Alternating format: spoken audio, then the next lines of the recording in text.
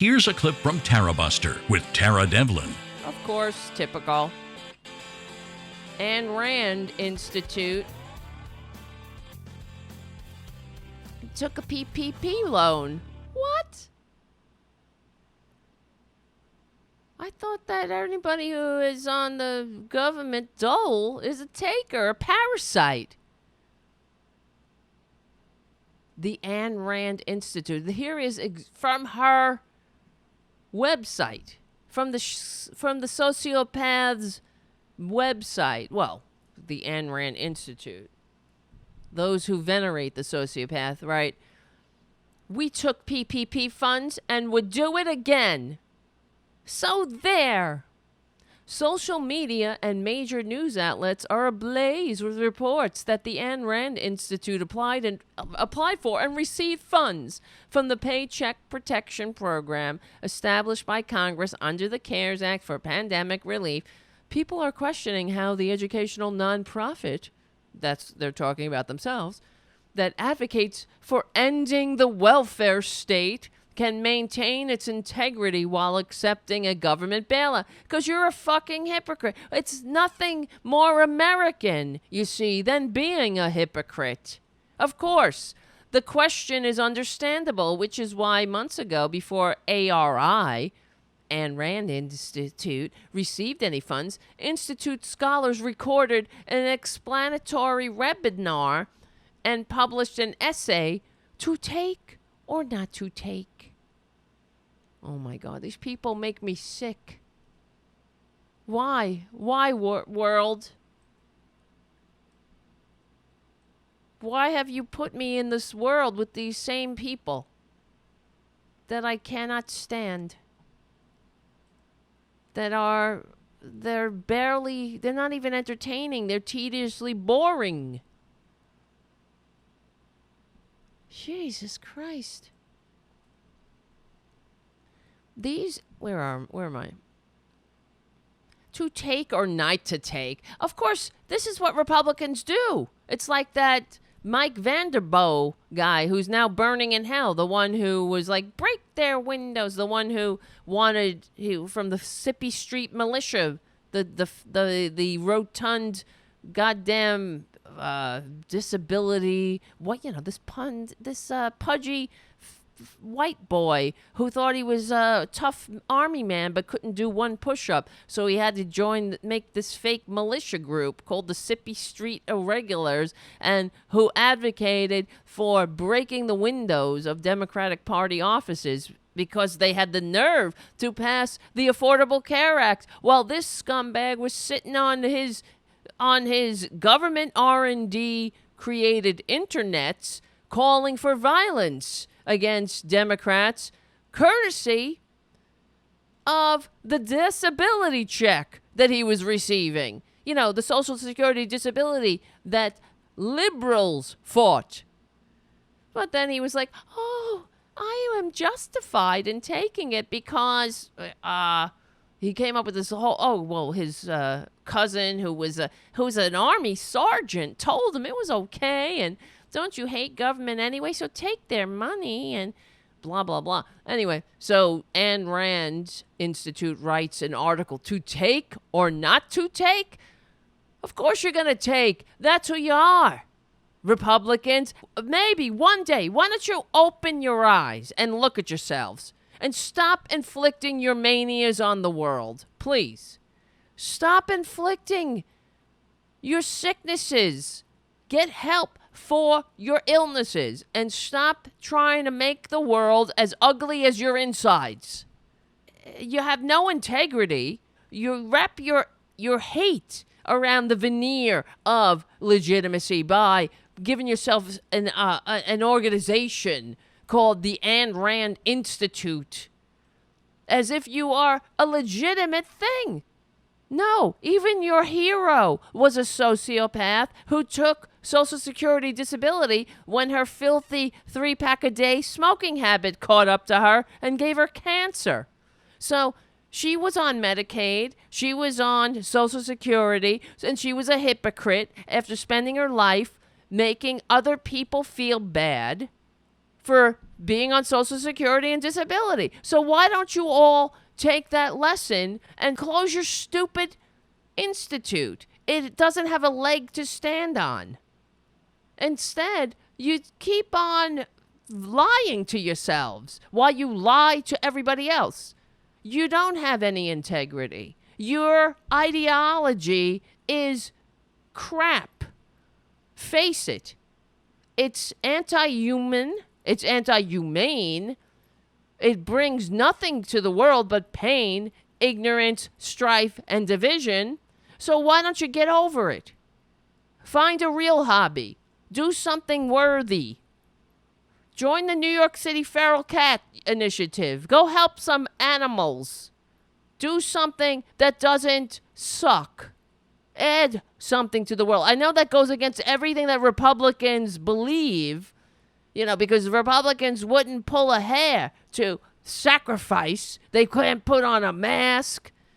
They won't do any PT to learn how to do a push-up and join the well-regulated militia known as the National Guard. They couldn't do that. That's too much sacrifice.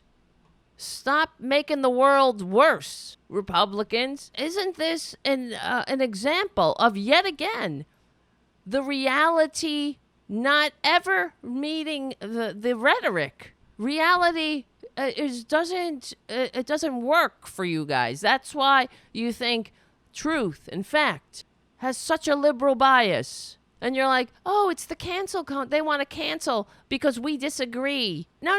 It's not that we disagree. You're entitled to your own opinion, but you are not entitled to your own facts. So every time when you personally, whether it's your hero Ayn Rand or your goddamn fake phony institute meets the reality of life, you don't stand up on the own merit of your ideology. It never happens. You will never say, okay, well, here's a pandemic. Let me pull myself up by my bootstraps and not take PPP money.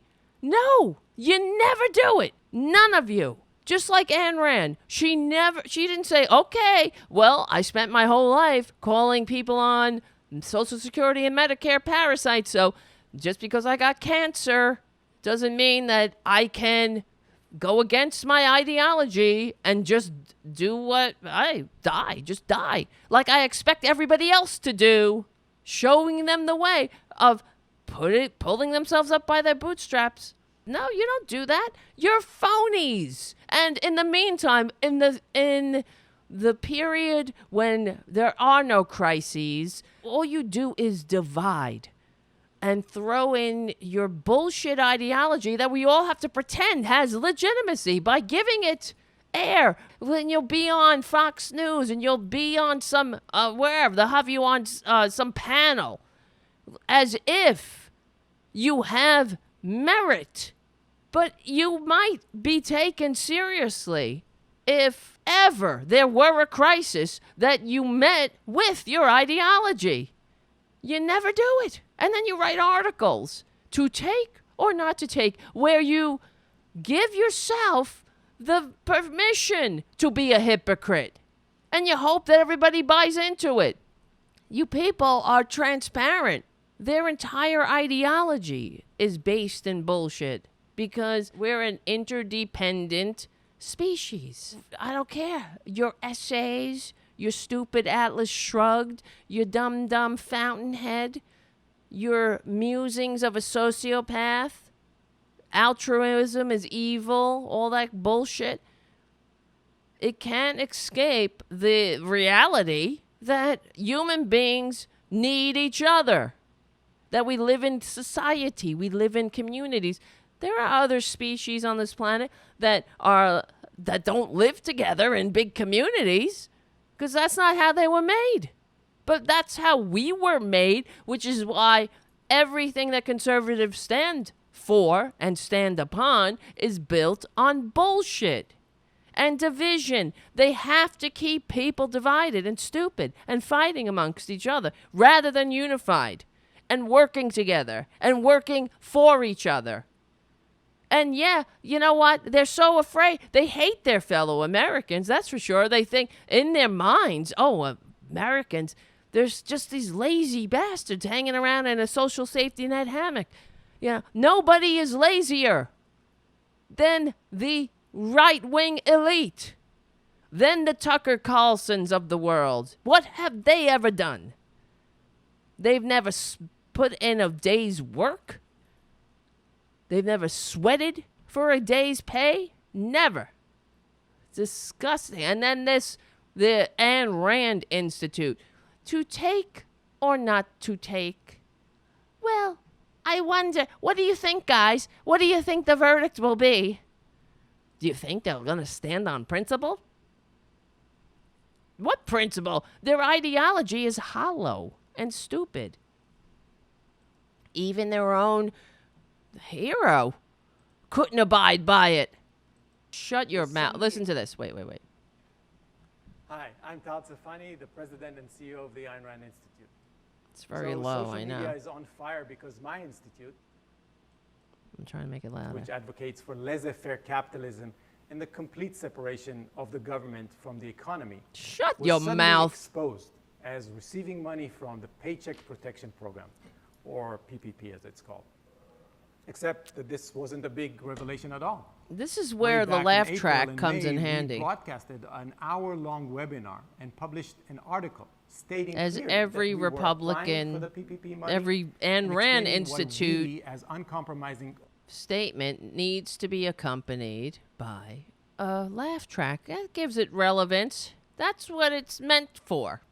Let's try this again. opponents of the government wealth redistribution absolutely have the right to take the money as a matter of moral principle. This might seem completely counterintuitive to you, and that's understandable. If I learned anything in my days as an engineer, is that intuition can often lead you to the wrong conclusions. So what are the issues involved here in this matter? Let me just say, give you a nice if you're song and interested in this dance. question and watching this video, that means you're interested in a moral question, and that's good.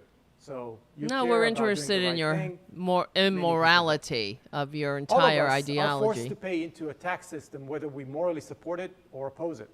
We don't have a choice about it. You, me, the employees and supporters of the Ayn Rand Institute, all of us are forced to support the welfare state whether we agree with it or not. If the government offers to return some of the money taken from us by force, each of us is entitled to reclaim some of what was taken. This is a form of restitution. Oh my Like God. reclaiming your stolen goods after being a victim Well, why of don't a you get robbery. the out In then fact- and go to a desert island? Why are you there? In your house built to code so it doesn't fall down. Why are you in that house? I'm sure that's running off of our electric grid that somebody came up with. That you ride roads that we built. That you drink water that is tested and clean. I'm sure you didn't dig your own well. I'm sure you don't carry your own water into your house every morning and night to have your hot bath. So why don't you get the F out of our society and go to a desert island? Nobody's stopping you. Get out. Go off the grid. Go live like the Unabomber. He did it. There's no reason that you have to live in our civilization. It's so abhorrent to you. You don't want to be part of it. Yes, the search for the superior moral justification for selfishness. And when the society, when something happens to us, as you see, we are all connected. We are in a pandemic that started when one mother effer in China wanted to eat meat. And it came, and here we are, all over the world. We're all connected. But you could go live in the woods. You don't have to have electricity. You can make your own generator. Why don't you come up with your own means of generating electricity? Go on a cycle. Maybe you could, like a hamster on a wheel for 18 hours, and then the rest you can bank for the days that you're not feeling well after you dig your well and test your own water for parasites and things that might kill you. These people are beyond belief? Do they understand? They're living in the society with us. So get lost. Get your family. Get off the grid. Go live like the Swiss Family Robinson. I don't understand. Nothing is stopping you. We're coerced. No, you're not. You have a choice. Go away. Stop sucking on our society like a parasite without the manners, not even a parasite that's a decent parasite. You don't even have the maturity to say thank you. You just keep sucking on the government teat, whining. It's not enough. It's not good enough. I don't like it. While you take. And now you're taking again. Get lost. Take your institute and go move to a desert island. Run your own internet cable. Come up with your own Wi-Fi. Your own means of communication. Why are you using society, civilization, other people's ingenuity? These taking little whiny children. That's what they are. It's like listening to children who never grow up, who don't understand the real world. That's why every Republican speech, especially every Ayn Rand Institute speech, needs to be accompanied by a laugh track. It's the only way you can listen. Ayn Rand's view on this issue is that the only people who are morally entitled to claim this sort of government money are those who oppose the system on principle and speak out against it. The advocates of the welfare state are the ones who are morally responsible for it. I'm sick of them. Anybody else? Tarabuster is recorded live every Saturday evening from 6 to 8 p.m. Eastern at the RDT Daily Facebook and YouTube channels and rebroadcast on Sunday from 6 to 8 p.m. Eastern on Progressive Voices or anytime on demand on the Progressive Voices app. Support RDT Daily and Tarabuster by becoming a patron at patreon.com/TaraDevlin. Remember, we stick together, we win.